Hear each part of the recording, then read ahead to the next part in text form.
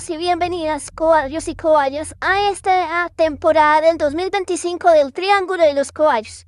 Como siempre, es maravilloso contar con ustedes, saber que nos escuchan, y pues estamos aquí a la expectativa de lo que nos van a contar este par de amigos en este nuevo año. Carlos, Diana, ¿qué traen para este 2025?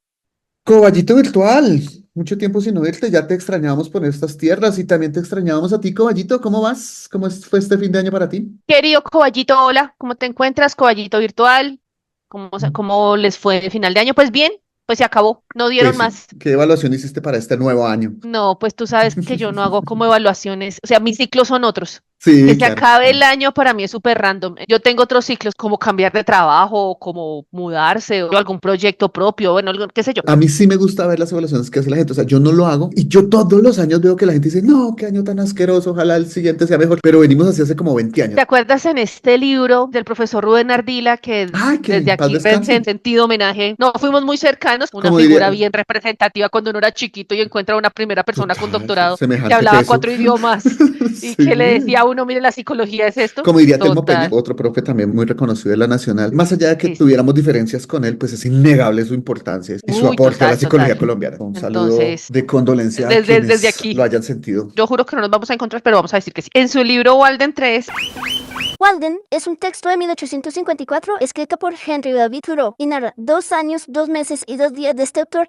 viviendo de la manera más natural y sencilla posible al borde del lago que lleva precisamente este nombre, el lago Walden. Walden 2 es una novela de ciencia ficción escrita por el famoso psicólogo Bruce Frederick Skinner, donde se retoma el concepto del Walden, pero planteando una utopía de una vida sencilla, lógica y planificada, reduciendo los instintos al mínimo. Walden 3 es escrita por el reconocido psicólogo colombiano Rubén Ardila, quien también plantea una utopía regida por los principios de la síntesis experimental del comportamiento, una sociedad científicamente diseñada para ser sostenible, perdonable y perfeccionable. empezamos haciendo ¿Hay recomendaciones recomendaciones? Mira hablando tú. de ese tema. El Walden 3 es un libro de una utopía y un modelo de gestión social basada en los comportamientos individuales. Es un libro muy interesante. Y él hablaba que el año tenían como 360 porque los 5 Sí, días sí, restantes tú te lo señor. tomabas en cualquier momento para hacer tu reflexión, tu Sí, uy, introspección, no tu me acordaba. análisis, tu balance. Si bien para dragones como tú o bichos raros como yo, el fin de año no signifique nada, para muchas personas es una oportunidad de hacer cierres, Sí, balances, claro. porque uno va cambiando y uno no se da cuenta. Bueno, empezamos un poquito diferente con la recomendación literaria. Valga el saludo al profe Rubén, doquiera que esté. Iniciemos entonces con nuestra rutina. Saludado Como al decía Martín Coballito. de Francisca, empecemos con Claro. esta Sofía. Bueno, Coballo, entonces vamos a hacer una actividad guiada esta vez. ¿Listo? De una. Cierra los ojos. No mentiras, esa es voz de hipnotista De español, de Nicamo. Tonicamo. No es necesario que cierres los ojos, pero sí quisiera que nos contaras una experiencia positiva que has tenido con la radio, con las emisoras colombianas o Pues algo. una anécdota. Un amigo me llamó y me dijo, oiga, necesito un psicólogo que vaya y hable de tal tema en un programa de radio. Yo dije, pues voy, que Ok. era la FM conducía Andrea Cernas. Esos estudios son un poco Súper. apabullantes por la mano de Sí. Cacharrito. Presentaron como Diana Patricia Pérez. Ok. Todos los amigos que me estaban escuchando me escribieron, no, María te cambiaron el Pérez. nombre. Pues no me voy a dejar Diana Patricia Páez. Eso fue muy chistoso. Me acuerdo de eso, coach. Otra preguntita así como guiada para irte cerrando hacia el tema. ¿Ayudó la radio o las emisoras a forjar tu gusto musical o no Por va por ahí? supuesto. Cuando yo era chiquita, existía el 88.9 la superestación, que luego migró a ser una emisora digital y luego Ujú, creo que ujú. desapareció. No, todavía es Era digital, todavía la... es digital. Ah, bueno. Sí, sí. En mi casa se escuchaba mucho radio, mucha plancha. La música de plancha son ese conjunto de baladas que sonaban en Colombia por los años 60 y 70. Básicamente es la música que escuchaban nuestras abuelitas. Se le llama música de plancha porque se ponía en las casas colombianas cuando era la hora de hacer aseo u oficios.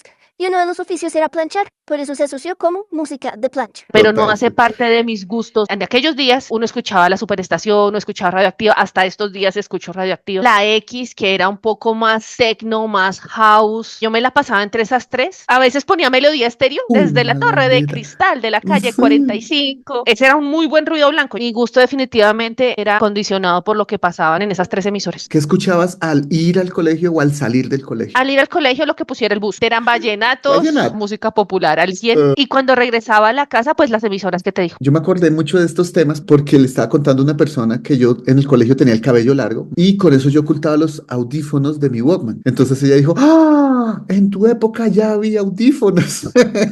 Las respuestas para mí serían las emisoras, claro, que ayudan a forjar mi gusto, que escuchaba al ir o al salir del colegio era una sola y era 88.9, la superestación transmitiendo desde Bogotá en la HWJO, y ese es nuestro objeto cultural. La superestación 88.9 es una emisora juvenil clave, nos forja totalmente. Fue muy importante en los años 80 y 90 y como bien acotaba, sigue estando en la internet. No nace ligada ni a Caracol ni a RCN y a sus respectivos bloques económicos. Nace por un senador, Jaime Pava Navarro, que compra las acciones de la emisora La Voz de la Víctor. Caracol y RCN siempre han sido el monopolio, pero en nuestros tiempos, más o menos fuerte estaba Todelar, Colmundo, Cadena Super, Radiopolis, Radio Continental, Radio Tequendama, Olímpica, Radio Santa Fe. Cada vez menos hay de esto. Y en la televisión estaba Punch, Gegar Televisión, RTI, Proyectamos Televisión, TV Cine, Sempro, Recreativa TV, GES, Datos y Mensajes, Coestrellas, Jorge Barón Televisión, y la gran mayoría de estas desaparecieron o se volvieron productoras para los dos grandes gigantes de los medios colombianos o incluso para plataformas digitales, con lo cual los oyentes nos hemos volcado un poco más hacia otras plataformas y otras formas de escuchar y consumir contenido, pero ese es otro tema. Vamos ahora al 19 de marzo de 1982 hasta el 2 de septiembre de 2005, que es el periodo en que existió la emisora. Mal contados, 23 años en la FM. Fernando Pava Camelo es el que se encarga de tener la primera emisora de Super en la FM, una radio juvenil. Inicialmente rock, pop y dance, totalmente anglo, después en español. Sobre los años 80 no existía nada similar. Sí hay que reconocer que pasa después de un bache de haber existido Radio 15, que era una emisora de Alfonso Lizarazo a mitades de los años 60. Eso también es otra historia larga. Como dato curioso, la primera canción que sonó en 88.9 fue el Respirando de Bárbara y Dick. Y la última que sonó por allá en el 2005 fue The Final Countdown de Europe. Cuenta la leyenda que al contratar a Tito López, Alejandro Villalobos, Jorge Marín, Chucho Benavides Show, Andrés Nieto, el Mamut y Hernando Romero Barliza del Capi, se inició una especie de boom a los DJs del radio. Y posteriormente llegaron Deisa Rayo, Andrés Maroco, que tomó un rumbo bastante curioso como comentarista de fútbol en ESPN, pero bueno, esa es otra historia también. Juan Manuel Correal, alias Papuchis, que hasta salió en uno de los videos del inicio de la cantante Marvel, esa es otra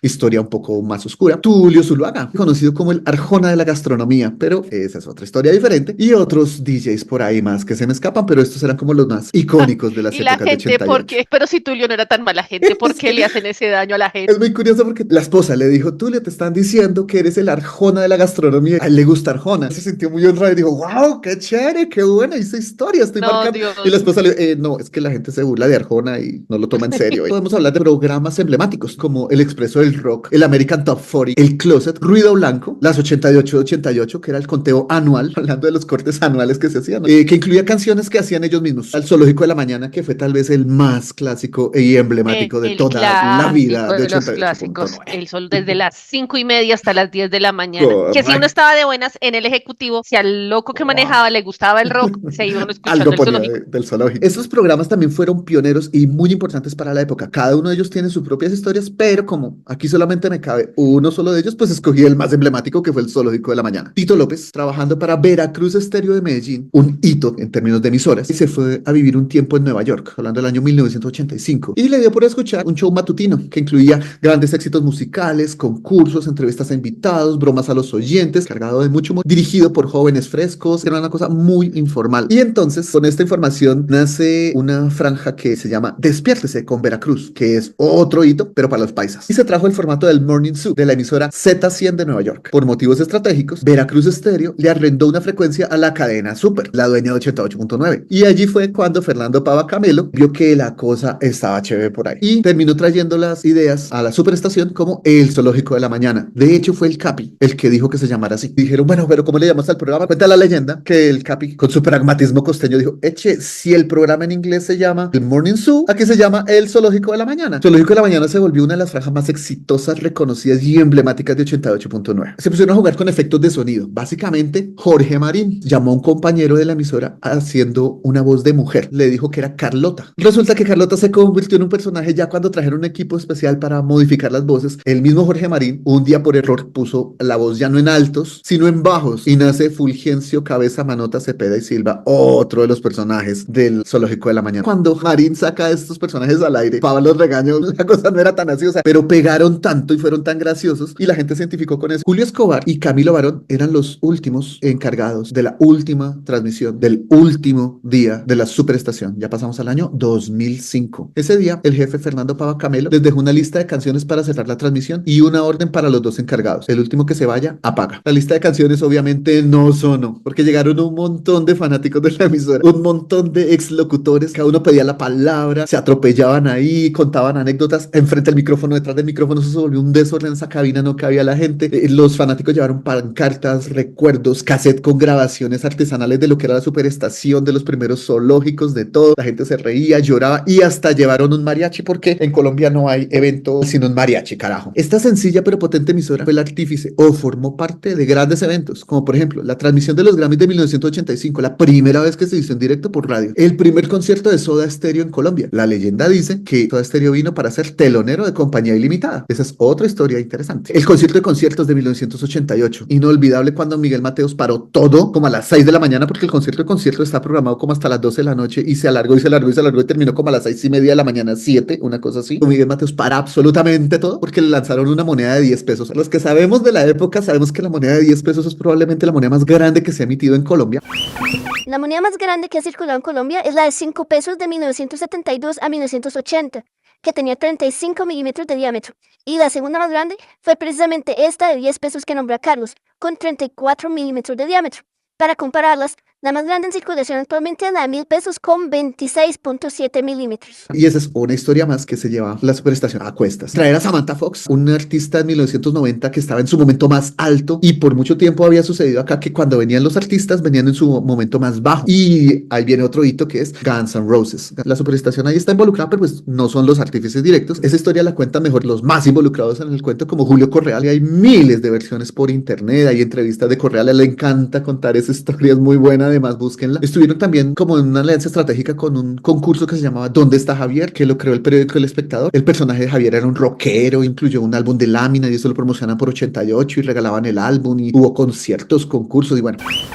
El concurso ¿Dónde está Javier? Aparecía cada 8 días en el periódico El Espectador, a doble página, y consistía en un juego tipo ¿Dónde está Wally?, en donde había que encontrar a Javier, el personaje diseñado para este juego, y otra serie de pistas entre cientos de personajes y dibujos confusos y amontonados. 88.9 generó canciones de un universo paralelo que no sonaban en ninguna otra emisora porque las hacían ellas, como por ejemplo Me gusta tu mamá, gran éxito de Sangre Coagulada en Tubo de Ensayo pasado por licuadora, cuyo cantante principal se hace llamar Calavero y sus dos integrantes eran Coxis y Fémur, y el cantante Calavero, no sé si sepas quién es, tiene un tic en el ojo bastante Sí, marcado. que luego hizo un programa de televisión con niños. El fenómeno del niño. No, Memorosco. Memorosco. Ese era Calavero y era el líder de Sangre Coagulada en Tubo de Ensayo pasado por licuadora. Y claro, también está el alcalde rock and roll y Me Varé por Gasolina, interpretadas por Jorge Marín en su personaje de Fulgencio Cabeza Manota. Desde el año 2010 se lanzó www.lasuperestacion.fm, que hasta la fecha funciona, siendo así la primera aplicación de radio para Colombia. Se vendió la emisora RCN, esa fusión se hizo como muy a la brava. Implica un pleito jurídico de la familia Pava con RCN que hasta la fecha está vigente. Y pues es pelear con un gigante. Esa es otra larga historia que nos desviaría demasiado de cómo va eso, pero la idea de Fernando Pava Camelo es recuperar ese dial para Radio Super. Recordando las palabras del caballito virtual al principio de nuestro capítulo 0 y tal vez en el 1, él nos decía que en esta madriguera cada objeto cultural tiene historia y anécdotas. Y yo creo que la radio 88.9, los DJs, los años 80, el rock anglo, el rock en español, los conciertos, los artistas, todo eso es lo que oímos del día de hoy. Está plagado precisamente de anécdotas e historias que no caben en este homenaje al recuerdo y nostalgia para los más viejitos como nosotros, y que sirve de ventanita a un mundo sin internet, con poca oferta de televisión y un mundo sin globalizar, y una serie de historias para aquellos que no lo vivieron, pero hacen parte de nuestro acervo cultural como generación, como ciudad e incluso yo diría que como país. Para mí funciona una especie de mito fundacional la radio en Colombia. Por la radio nosotros tuvimos educación, deporte, discursos, eventos mundiales, todo en Colombia pasó por la emisora y en cierta forma todavía lo hace. Cierro recomendando un libro que no es propiamente de la radio, que es Cómo acabar de una vez por todas con la cultura, de Woody Allen. En unos 3 capítulos habla indirectamente de la radio. Me acuerdo mucho el capítulo de Cómo acabar con los mimos. Habla de una persona que escuchaba la radio mientras hacía muchas cosas. La radio en Colombia es eso, una cosa que está atravesando todo, la cultura. Y pues de eso va el libro de Woody Allen. Coballito, pues es un gran viaje a la nostalgia. De hecho, tú y yo en la universidad alcanzamos a escuchar la superestación juntos, claro, sí, haciendo claro. tareas. Me acordaste que Sangre Coagulada estuvo en mi colegio, hicieron un concierto. Eso No fue un tenía idea. desmadre.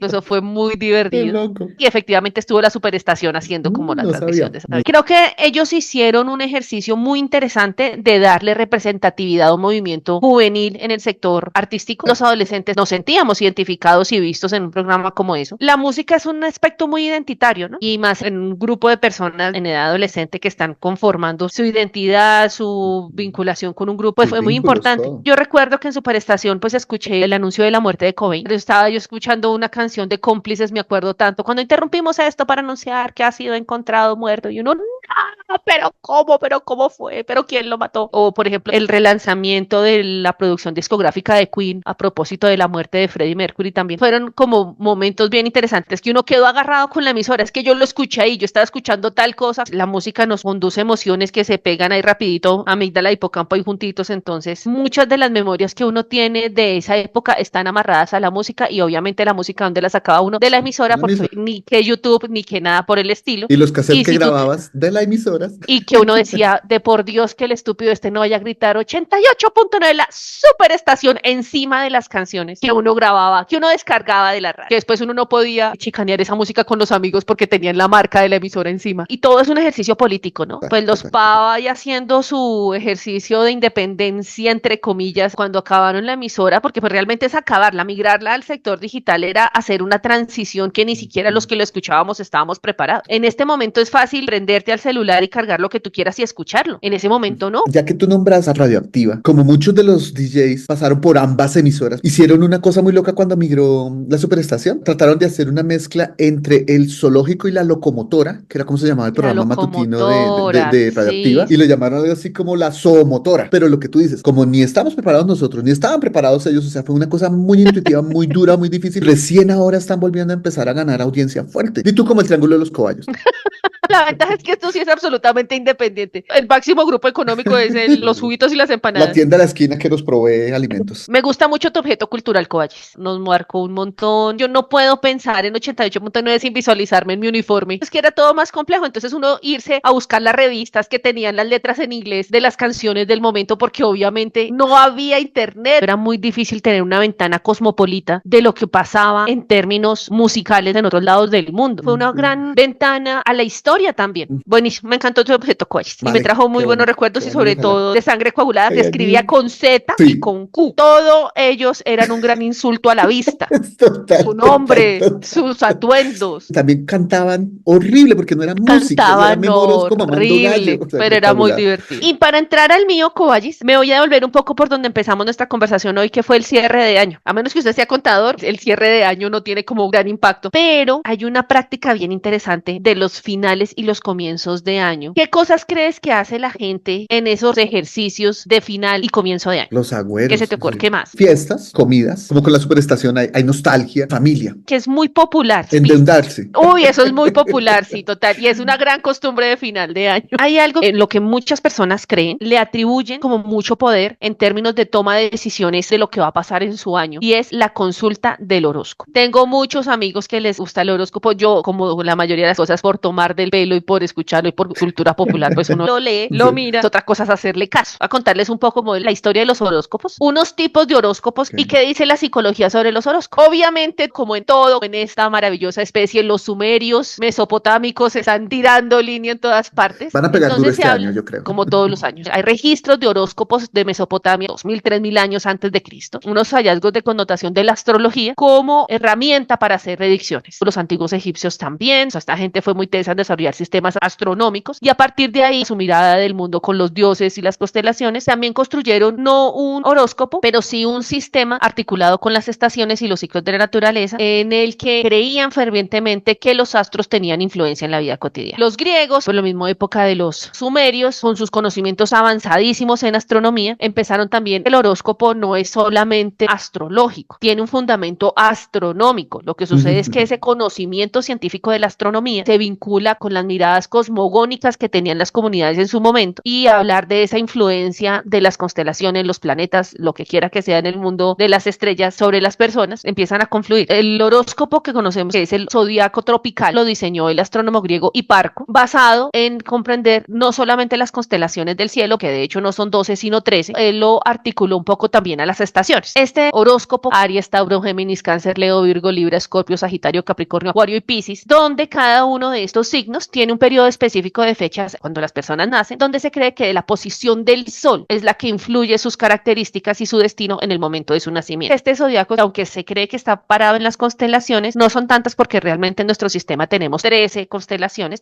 la constelación 13ª es Ofiuco, pero este sistema de los 12 signos se mantiene especialmente al movimiento del sol y a las estaciones. Por eso la constelación de Ofiuco no participa en que sean 13 signos sino 12. Hay otro modelo astrológico que es la astrología védica de la India. Tiene una tradición que data de los Vedas, están hablando de unos 2000 años antes de Cristo. Es muy diferente al sistema del horóscopo de Occidente porque este se basa en la ubicación de las estrellas y planetas, no del sol, en el momento del nacimiento. Su nombre en sánscrito es Jyotisha y significa, mira lo bonito, la ciencia de la luz o la ciencia de la luz cósmica. Súper romántico el nombre. Esta conexión que ellos hacen del conocimiento astronómico se articula con sus creencias sobre las manifestaciones de la luz divina que ellos manifiestan que está presente en todas las vidas humanas. La astrología védica está basada en un zodiaco sideral y tiene un enfoque más espiritual y más filosófico. Y naturalmente está amarrada a semejante tradición tan fuerte espiritual como es el hinduismo. Esta astrología védica habla de la influencia de planetas. Ellos hablan del Navagraha, 7 planetas, más los nodos lunares ascendentes, el Rahu y el Ketu, puntos matemáticos en la órbita de la luna, y en la astrología védica se consideran planetas importantes aunque no sean cuerpos celestes visibles. Son los nodos y se asocian con el karma y la espiritualidad. Están el Sol, la Luna, Marte, Mercurio, Júpiter, Venus, Saturno, el Rahu y el Ketu. La otra que me fascina es la astrología china. En esta es el año de nacimiento de la persona lo que determina el signo, porque ellos hablan de ciclos de 12 años. Los signos chinos son animales: la rata, el búfalo, el tigre, el conejo, el dragón, la serpiente, el caballo, la cabra, el mono, el gallo, el perro y el cerdo. Cada animalito está asociado con unas características de personalidad de los animalitos y se cree que también influencia el destino de las personas. Entonces son los 12 animalitos con una influencia de 5 elementos: la madera, el fuego, la tierra, el metal y el agua, y su influencia de energía que puede ser el yin y el yang. Pero yo traje este tema del horóscopo un poco por el tema del fin de año, pero también por una tarea que hice cuando estaba aprendiendo inglés. Cuente una historia en inglés. Entonces me encontré la historia de los 12 animales del horóscopo chino. Me acordé de eso y por eso también hace parte de por qué la traje. Me voy a tomar el atrevimiento de contarles la historia porque es muy cortita, pues es una mezcla de mitología, cultura, de sabiduría popular, también de valores de la cultura china. Ellos privilegian cosas como la astucia, el trabajo duro, la valentía, el respeto del honor, la lealtad. Esta historia está presente en la mayor parte de Asia. El horóscopo chino tiene influencia en Japón, Corea del Norte y del Sur, Mongolia, en Laos, en Tailandia, en Filipinas, en Singapur. Y la historia es la siguiente. El protagonista podía haber sido el emperador de... El emperador de Jade es uno de los más importantes dioses del panteón taoísta que gobierna el cielo y la tierra, como los emperadores gobernaban la China. Jade o el mismo Buda. El caso es que cualquiera de estos dos dijo: voy a hacer una fiesta porque voy a crear el zodiaco chino. Voy a hacer una carrera de animales y los 12 seleccionados son los que van a quedar en el zodiaco. Solo puede haber 12 ganadores. La carrera consistía en salir de un punto del bosque, atravesar un río de una corriente muy fuerte y llegar a la otra orilla. Invitaron a un jurgo de animalitos, que por ejemplo estaba el gato, que no hace parte del calendario chino. Entonces decían que el gato y la rata en ese momento eran muy amigos. Ninguno de los dos sabe nadar, pero eran súper listos. Entonces lo que dijeron es: la mejor manera de llegar al río era subirse encima de ¿quién? Del pobre búfalo, que es todo mansito y todo querido. Dijo: listo, vámonos. El gato y la rata se subieron encima del buey, que los llevó todo querido durante el camino. Sin embargo, como la rata estaba tan ansiosa por ganar, cuando estaban en el río, la rata empujó al gato al agua. Por lo tanto, el gato nunca la perdonó porque lo sacó de la carrera y desde ahí se declararon enemigos. Cuando iban llegando a la orilla, pues lo justo era que entrara el buey, pero no, la rata se adelantó y saltó y quedó de primeras en la carrera. O sea, tras de que iba de concha, se robó el primer puesto. Llegó la ratica saltando del buey, luego llega el buey y detrás del buey llegó el tigre. Después se escucharon muchos golpes traqueteando y era un conejito que venía saltando entre las piedras del río y se resbaló y cayó al río. Sin embargo, entonces encontró un tronquito flotando y se agarró a él y llegó flotando hasta la línea de la meta del cuarto lugar. En el quinto lugar llegó el dragón. Todo el mundo hacía apuestas de que el dragón iba a llegar de primero porque era el que podía volar, pero el dragón dijo que él venía muy rápido, venía de primeras, pero que él tuvo que parar un par de veces para ayudar a unos aldeanos. Tuvo que con sus alas apagar el fuego de una aldea que se estaba incendiando, mover a unas personas de un lugar a otro. Además, cuando él venía llegando, se encontró un conejito que estaba amarrado a un tronco en el río. Entonces entonces pues que tuvo que darle un pequeño soplo para ayudarle a llegar a la orilla. Luego del dragón llegó el caballo galopando y entre la pata de atrás del caballo venía enredada una serpiente. Entonces cuando el caballo estaba por llegar a la meta, la serpiente apareció, el caballo se asustó. Entonces la serpiente se aprovechó, llegó de Y le primeras ganó. y le ganó y luego llegó el caballo. La serpiente en el sexto lugar y el caballo en el séptimo. Luego llegaron tres junticos, el mono, el gallo y la oveja o la cabra. Diferente a los otros animales, estos tres se ayudaron mutuamente para llegar a la meta. El gallo encontró una balsa y el mono y la oveja se subieron a ella y entre los tres trabajaron muy duro pues para poder remar y llegaron a la orilla. La oveja entró de octavo lugar, el mono de novenas y el gallo de décimo. En un décimo lugar llegó el perro. Todo el mundo también apostaba que el perro podía llegar en los primeros lugares porque pues el perro nada súper bien, pero llegó retarde porque efectivamente se quedó bañándose y se quedó jugando, se quedó persiguiendo otros bichos, Se quedó entonces haciendo agility se quedó haciendo agility y no. y no llegó. El último en llegar fue el cerdo, porque le dio hambre en la mitad del camino, luego que almorzó, se acostó a dormir y le cogió el sueño y cuando despertó, pues ya le estaba cogiendo la tarde y fue el último en llegar. Y la otra que había consultado hace tiempo es el horóscopo maya. Nuestras culturas mesoamericanas precolombinas tenían unos sistemas astronómicos de calendario muy avanzados, Sí, precisos, muy sí. bien montados. Ellos hacían la comprensión del sistema astronómico para entender los ciclos de la Tierra. También hicieron predicciones a partir de la posición de los planetas y las estrellas, dividiendo el tiempo en ciclos y cada uno de esos ciclos podía afectar el destino de las personas. Este horóscopo maya está basado en el calendario más importante de su cultura, que es el Solkin, que es un ciclo de 260 días. Tiene unos fines religiosos, agrícolas, astrológicos, basado en los movimientos planetarios, pero también en una percepción de la energía cósmica. Ellos se situaban como un punto en un escenario supremamente amplio y complejo y hablaban de que había una combinación dentro del Solkin y el horóscopo, una combinación de números y símbolos que terminaban teniendo relación directa con el destino y el carácter y la vida futura de las personas. El horóscopo maya tiene 20 signos. Cada uno de estos signos para ellos se representa por un animal, por un elemento, por un símbolo que tiene un significado espiritual y energético. Está el Imix, que es el cocodrilo o el lagarto, que representa la tierra y la energía primordial. El Ik, el viento, que es la comunicación, la mente y los pensamientos. El Akbal, que es la noche o la casa, que está asociado con la oscuridad, el misterio y la reflexión. El Kahan, que es la semilla o el maíz, representa el potencial y el crecimiento. El Chikshan, la serpiente, que es la transformación, la curación y la sabiduría. El Imi, la muerte o la transformación, que tiene que ver con el final de ciclos y la regeneración. El Manik, el venado o la mano. Yo no sé si es un tema de traducción o es que efectivamente, como hablábamos en algún momento en el capítulo de los colores, pues hay unos conceptos que pueden ser interpretados desde el punto de vista de la traducción distinta. Sí. La imagen que se utilizaba en el calendario mesoamericano se le llama en maya chucateco Manik y en el náhuatl se llama Mazatl.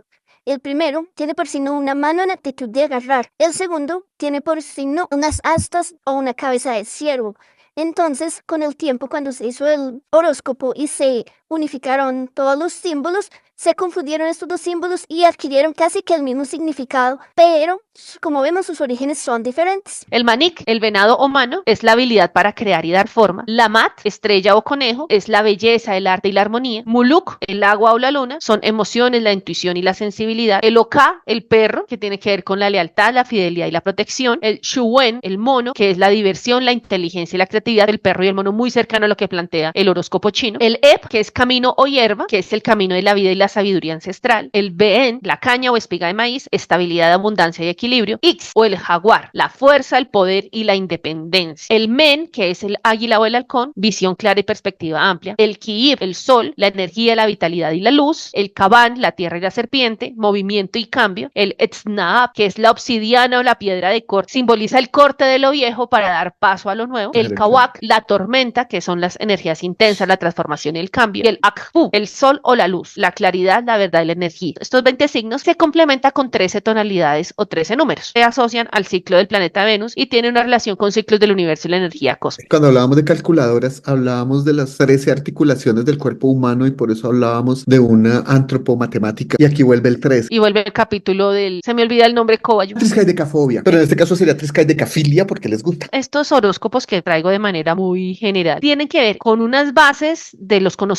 conocimientos de las comunidades en astronomía, pero no es la astronomía. Desde su mirada cosmogónica de la vida, del mundo, lo articulan con los aspectos religiosos, axiológicos, filosóficos de su comunidad, de su cultura, para identificar unos eventuales patrones de predicción de cómo todo está escrito en las estrellas y cómo tiene influencia en la vida de las personas. Ahora bien, a mí me parece desde un punto de vista literario súper lindo. Cada quien es libre de creer en lo que le considere que le hace bien y que le ayude. Sin embargo, la psicología se ha hecho la pregunta de por qué la gente le cree tanto a los horóscopos. ¿Por qué el horóscopo puede tener mejores consultas que ir a terapia? Naturalmente el horóscopo te dice algo y para ti puede llegar a ser más rápido que un proceso introspectivo que es doloroso y costoso en todo sentido. La psicología habla de unas creencias y de unos sesgos que hacen posible que las personas se afilien con los horóscopos. El más estudiado es el efecto Forer o el efecto Barnum, que es uno de los sesgos en el que explica por qué la gente tiende a creer en los horóscopos. Es un sesgo social que consiste en la tendencia que tenemos las personas a aceptar como ciertas afirmaciones generales o vagas, genéricas, que parecieran personalizadas, pero que en realidad podría aplicarse a cualquier persona. Salvo que usted sea Homero Simpson y usted lea, dice, Aries, hoy va a morir. Sí. Eso está muy Ned Flanders preciso lo para va. hacer un horóscopo. Sí, buenísimo. ¿Sí? Entonces, una predicción que uno encuentra en horóscopo como Urano retrógrado dice que vas a estar más sensible que lo habitual. Es una cosa muy genérica en el cual, dentro de lo que yo considero que puede ser sensibilidad, pues se puede volver una predicción cierta porque, oiga, sí, hoy estuve más sensible. Hoy te enfrentarás a una decisión que no va a ser muy difícil. Pues todos los días nos Todos los días enfrentamos es a difícil. decisiones que no necesariamente son difíciles. Este sesgo lo que hace es que las personas lo leemos. Mi sesgo hace posible que yo lo interprete como si se refiriera específicamente a mi vida. Obviamente, los humanos nos vemos con unos patrones de creencias. En el marco de esas creencias, nosotros tendemos a buscar información que confirmen esas creencias. Si yo ya creo que mi signo zodiacal influye en mi vida, pues estaré más inclinado a buscar y recordar horóscopos que encajen en esas experiencias y voy a ignorar a los que no coinciden. Seguramente de 100 horóscopos que consulté, 10 tuvieron certeza y los otros 90 no, pero como los otros 90 no me impactaron, pues los olvido y me quedo con los 10 que sí. Ese es un sesgo de confirmación de creencias que también explica un poco por qué nos sentimos cercanos a los horóscopos. Hay otro que es el estilo de pensamiento mágico, que tiene que ver con una creencia de que ciertos eventos o pensamientos pueden influir en el mundo físico de maneras que no son racionalmente explicables. Es un poco cuando uno iba caminando por la calle, ay, si piso raya me muero. El pensamiento mágico es también un mecanismo que tenemos para controlar la incertidumbre de la vida. O sea, no tenemos certeza absolutamente de nada. Pues nos pegamos de alguna cosa para darle cierto orden y cierto control a lo que sentimos o lo que nos pasa, pues para no vivir en la completa oscuridad todo el tiempo. Eso también es normal. Está también el sesgo de atribución. Puede que un horóscopo diga, hoy vas a morir, como le dijo a Homero Simpson, y efectivamente es acertada en algo específico. Las personas tienden a atribuir ese acierto al horóscopo, pero no reconocen la cantidad de veces que las predicciones son incorrectas. Este sesgo de atribución, vinculado a la confirmación de creencias, pues es de las explicaciones más concretas que manifiestan que las personas tengan una creencia tan cercana con los horóscopos. El otro tiene que ver con la necesidad de control y seguridad, y es eso, o sea, yo tengo de alguna manera que sentir que hay alguna certeza o un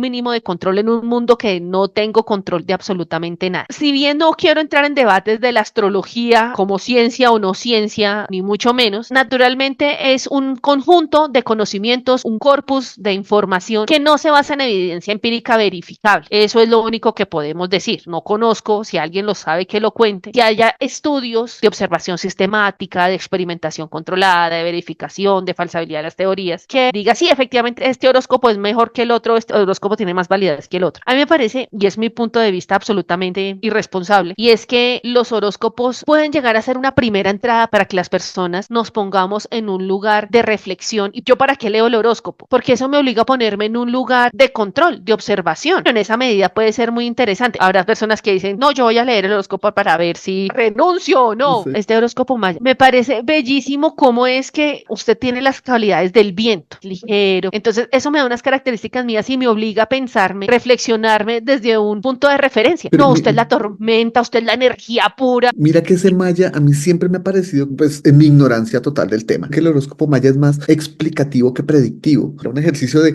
yo me entiendo cómo estoy yo parado en el universo, porque mira que integra a todos, no integra solo animalitos, integra un mundo, o sea, literal es una cosmovisión. No me imagino un maya buscando el nahuatl de hoy, sección horóscopo, para saber si su equipo va a ganar o no. Yo me imagino al maya Claro. buscándolo es como para Bueno, ese es un buen entender análisis. las cosas. Claro. Igual también un poco el chino. Lo que pasa es que también aquí Sí, la algo, información sí. que yo traje es como la descripción de lo que pasa en cada zodiaco. Habría que mirar lo que ocurre en esas páginas, que hay un montón, para que Sí. los coballitos curiosos entren y miren a ver qué signo signo es en el calendario Sí. maya, qué animalito es y cuál es su elemento en el calendario chino o en el horóscopo védico. Entonces yo traía este objeto porque me parece un gran objeto cultural en toda la expresión de la palabra. Tiene todo un corpus de conocimientos detrás, está completamente articulado a la visión que tiene de la cultura sobre el mundo, la filosofía, la religión. Habría que entrar en un detalle de cómo es que se difunde, por ejemplo, en la India, cómo es que la gente consulta esa ciencia de la luz o ciencia de la luz cósmica. Es que me parece súper Sí, romántico, lindo, me parece lindo, súper lindo, sí. lindo. Más allá de que efectivamente tengan sentido si son ciertos o no Ah, son ciertos, eso ya es una decisión individual de cada quien. sí. Pero en términos culturales son un súper objeto que te permite entender la mirada del mundo de una comunidad, me parece a mí. Sí. ¿Cómo la viste? Interesante. Cobayo, ¿qué eres tú? A mí no me Depende, ¿a cuál Sagitario. quieres? En el occidental sí, en el chino. Y eres perro. No, caballo. Yo soy un Qué acuario y soy mono. elemental. Como tú dices, como es una cosa tan atravesada por los sujetos, por el ser humano, en nuestra definición de cultura estaba que es aquello que el ser humano pues puso en este planeta y que si sacamos al ser humano de la variable, ese objeto desaparece. Este es un producto absolutamente humano, de una necesidad humana para mí básica y es saber, ¿y yo qué hago yo aquí? ¿Para dónde voy? ¿Esto tiene sentido o no tiene sentido? Y es una de las miles de paticas posibles para explicarlo, como tú dices. No es ni más ni menos que la ciencia, es una forma de entenderlo. No es ni más ni menos que la magia, es una forma de entenderlo. Cada quien verá si a esa explicación le resuena y le hace sentido o sencillamente no. Siendo justo con tu objeto cultural, yo necesito explicitar mi lugar de enunciación. Y mi lugar de enunciación es que cero. No le voy. Para mí es muy loco pensar que encontrar puntos aleatorios en el espacio a partir de un punto aleatorio en el que yo estoy parado tenga algún sentido. Es como cuando Homero Simpson arranca en la Casa Blanca a contar desde un punto aleatorio un número de pasos X para empezar a buscar un tesoro. No me va a mí, ¿listo? Dicho lo anterior y siendo esa mi posición, recordando también no me hace ni más ni menos que las otras explicaciones del universo, yo creo que, parafraseando hay un escritor argentino, Marcos Agunis, que decía, yo aprendí a respetar los disparates porque entendí que también tienen poder. Y me parece que esto es un elemento muy poderoso para algunos como yo. Es un poco disparatado, para otros no, para otros sí tiene mucho sentido. Pero yo aprendí a respetar también eso, la celebración del fin de año y de los cumpleaños y las cosas como hablamos al principio. Entonces lo mismo, lo conozco. Creo que todos, es otro ejercicio así como el grupo Nietzsche, como decíamos en el capítulo del grupo Nietzsche, aún los que no conocen la salsa o no les gusta la salsa, se saben las canciones del grupo Nietzsche. Es lo mismo, creo que todos nos sabemos nuestro signo. Es muy poderosa en ese sentido. Encontraba en estos días una cosa muy bonita, comunidades humanas australes, como por Samoa o Papúa.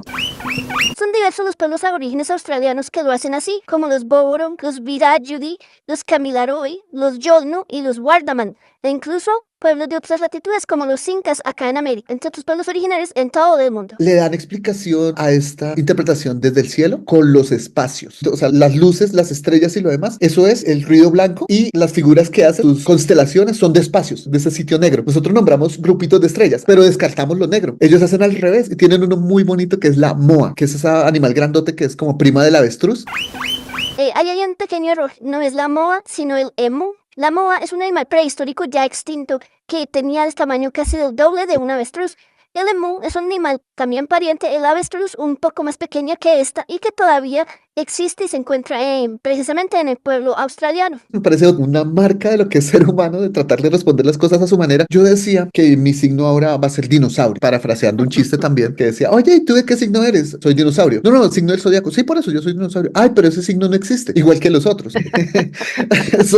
Son explicaciones que se prestan hasta para el humor, recordando nuestro capítulo de los chistes. A mí me encanta lo retrógrado, cuando se habla de Mercurio retrógrado, de no sé quiéncito retrógrado, porque es la demostración física de que A, no somos el centro del universo, B, esta cosa es redonda, C, la física funciona y D, cada quien cree lo que quiere. A mí me parece muy curioso que Mauricio Puertas, que es uno de los astrólogos más reconocidos de Colombia, no sé si lo sigue haciendo, pero en su momento fue pues el top, daba la carta astral para cada año y bueno, todo. Resulta que Mauricio Puerta tiene un hermano que es astrónomo y que fue director del Planetario Distrital acá en Bogotá. Y era muy gracioso cuando llamaban al hermano a contratarlo a que les hiciera la carta astral. Me parece muy gracioso que uno sea astrónomo y el otro astrólogo. Yo creo que son Géminis, para ponerlo en tono. Sí, pueden ser Géminis y además pues también una mirada muy comercial del asunto. Yo apuesto que el puerta astrólogo hace más billete que el otro. Pero el astrónomo también es feliz. Una anécdota que es una vergüenza mundial, porque es como ponerme a mí a explicarle a un chamán cómo es su cosmovisión. Entonces lo mismo, pusimos un astrólogo que tiene un acervo de conocimientos particular a comentar, explicar y dar contexto del premio Nobel de Física. No es que sea un conocimiento de menor valía, es sencillamente que astrólogo a tu astrología y físico a tu física. Yo creo que es el oso más grande que hemos hecho. Y lo digo es porque lo encuentro a veces en noticias curiosas internacionales. Oigan, miren lo que hicieron en Colombia. Cierro entonces con mi recomendación literaria. Me lo recordaste con ese calendario maya. Por lo que te digo, para mí ellos no predicen, sino que explican. Me parece tan lindo. El Popol Vuh es el libro que desafortunadamente y mal pensado, a veces lo ponen en bachillerato y es un libro muy denso, muy pesado, muy complejo. Es meter la cosmogonía de todo un pueblo y una cultura en un libro, y cuando uno tiene 15 años y está escuchando La Superestación, juepucha, no tiene cabeza para pensarlo, pero es un libro que ya madurito, uno puede acercarse a él y es muy interesante entender cómo este mundo que nos sale todas las veces aquí en el Triángulo de los Cobayos, de los mayas, de todos sus conocimientos, me parece súper interesante el Popol Vuh. No es para todos, pero sí creo que, ya que aquí siempre hacemos nuestra nota nahuatl del día, yo creo que el cierre nahuatl del día es acerquémonos un poquito a entender eso, de dónde viene ese nahuatl y todo. Con el Popol Vuh, nunca se lo pongan a un niño, no sean crueles. Entonces tuvimos dos objetos paradigmáticos de lo que es la cultura humana, porque son un producto para mí intangible. Te pasaste al lado oscuro de los intangibles, de los inmateriales. El tuyo es más universal, el mío es totalmente local, pero pues nos lleva a reflexionar en dónde estamos parados. Un poco la nostalgia, que era 88.9 de La Superestación, y un poco la explicación del mundo. Pues cada quien ve si lo coge o no lo coge, o qué nivel de importancia en su vida le da para su toma de decisiones y demás. Muy interesantes y muy humanos los dos objetos culturales. De acuerdo, así es. Y entonces, bueno, bienvenidos nuevamente a esta, valga la redundancia, nueva temporada del Triángulo de los Cobayos, a todos nuestros cobayos oyentes. Esperamos que les haya gustado el capítulo de hoy. Ya de aquí en adelante nos vemos. Recuerden que ya nos pueden escuchar en Spotify, Apple Podcast, Amazon Music. ¿Cuál era el otro, Cobayis? Castbox. Muchas gracias. Perdónenlo poquito, pero es trabajo humilde, entonces pues... Sí, no es mucho, pero es trabajo honesto. Es trabajo honesto, entonces Sí, no es mucho, pero es honestamente trabajo nos honesto. despedimos y honestamente pásenla bonito y visítenos cuando puedan. Nos escuchamos en la siguiente. Bye. Ok, ese fue el inicio de nuestro año en el Triángulo de los Cobayos. No sé ustedes, pero a mí me gustó mucho. Qué grandes objetos. Me hicieron pensar mucho, reflexionar, conocer y me divertí lo suficiente. Entonces, bueno, bien sea como ustedes tomen los finales de año, los horóscopos o las emisoras que más les gusta, pues los invito a seguir acá con nosotros para escuchar estos objetos culturales que tanto nos apasionan. Bienvenidos a este 2025. Muchísimas gracias, Carlos y Diana, y muchísimas gracias a todos los que nos escuchan. Chao, y vamos a seguir con estos grandes objetos. Nos vemos en la próxima.